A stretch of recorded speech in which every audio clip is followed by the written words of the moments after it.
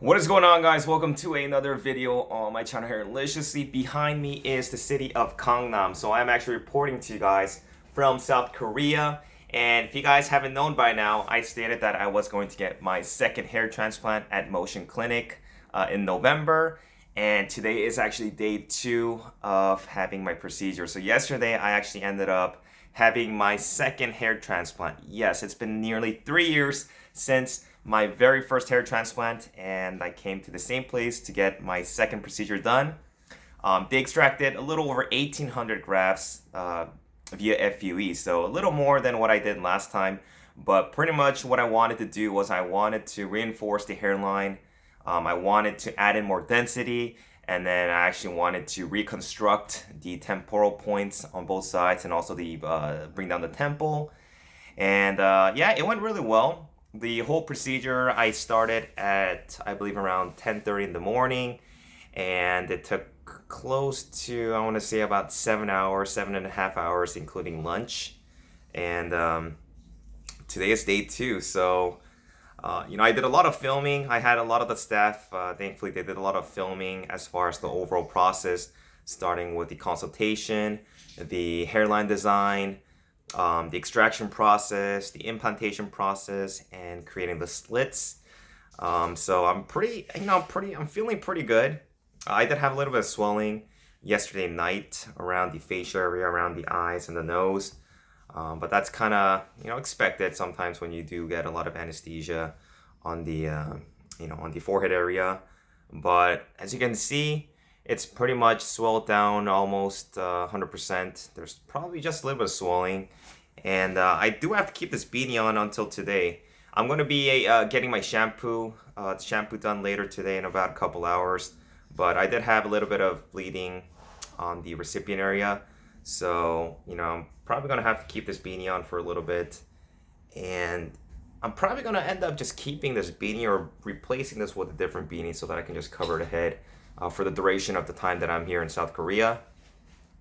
But I'm pretty excited for the overall results. The one thing that I'm not really looking forward to is the whole waiting game, because as you guys know, a hair transplant typically takes anywhere from 8 months to 12 months to see the final results. So that's kind of like the one thing that I'm not looking forward to. But I'm excited for the increased density. Hopefully I'm going to be able to style my hair a little bit better. And a lot of you guys were asking me, did I really need a second hair transplant? Or, why did I get a second hair transplant when it looks so good? So a lot of the times, you're most likely going to need a second hair transplant just to add in the density. And, honestly, I really didn't need one. I could have just pretty much gone with the first one and saved up the donor zone. But in my case, I don't really have a severe type of hair loss. And I really wanted to add in the density because, sometimes when you watch these videos, it's a little bit difficult to really see the density versus actually seeing, my hair in person. So that was kind of like one of the main things that I wanted to address. I wanted to address the density. I wanted to increase the density so that the hair's is going to look a little bit more full. Also make the hairline a little bit more natural because I had several multi-grafts into the frontal portion of my hairline. But thankfully yesterday, the technicians and the doctors were able to recreate the hairline just by, I don't even think they even lowered it that much, probably maybe half a centimeter or so. But they reinforced the single grafts into the frontal portion of the hairline and then reinforced the back portions with multi-grafts to create the illusion of more density. So that's what happened. Like I said, I'm going to be going to the hospital right now. I think it's about 9 in the morning. In about 2 hours, I'm going to be going to get the hair washed back to the clinic, and then I would have to start, spraying all of the saline solution to keep the scabs moist. I'm also going to ask for a prescription of dutasteride.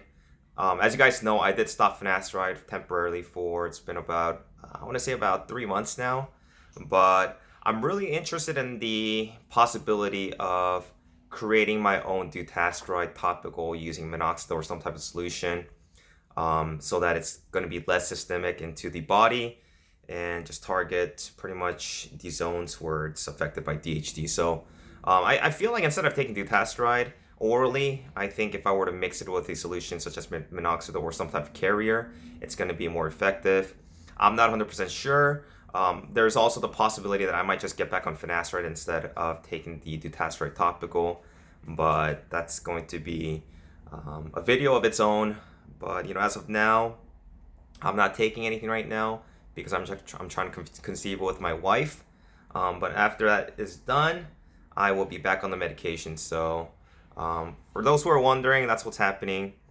And the overall process, like I said, was pretty good. The staff were really friendly, and they were, well staffed. The doctor was very educated. I actually went with Dr. Park. The staff, the nurses there had, a lot of experience, so I didn't have any issues with, worrying about anything. The other thing is I actually had one of my subscribers who actually went there. He ended up getting out, I want to say, about 1,400 grafts, so he actually flew out from LA. Unfortunately, I didn't get to see him because his procedure was taking a little bit longer than mine. And by the time I was done, I was just so exhausted that I just wanted to come home. But yeah, I mean, hopefully his went well. And if you guys have any questions as far as the overall process, or if you guys are interested in getting a hair transplant and you want to reach out, you can always contact me via email at hairliciously@gmail.com, or you guys can also shoot me some comments. I'll also leave the contact information for Motion Clinic. They do offer free consultations, and they have, like I said, a lot of experience when it comes to FUE, and that's one of the main reasons why I actually came to Motion for my second procedure. They have English speakers, so you don't have to worry about the language barrier, and they do a pretty good job of, just getting you squared away. So if you guys have any questions, make sure to reach out to me, and once I go back home, I will give you guys a full documentation of all of the videos that I've accumulated from the procedure. I don't have my computer with me, and that's why I'm not going to be able to post any photos or videos, but once I get back home in about a couple weeks, I will keep you guys posted. So thanks again, guys, and I'll talk to you guys soon. Take care.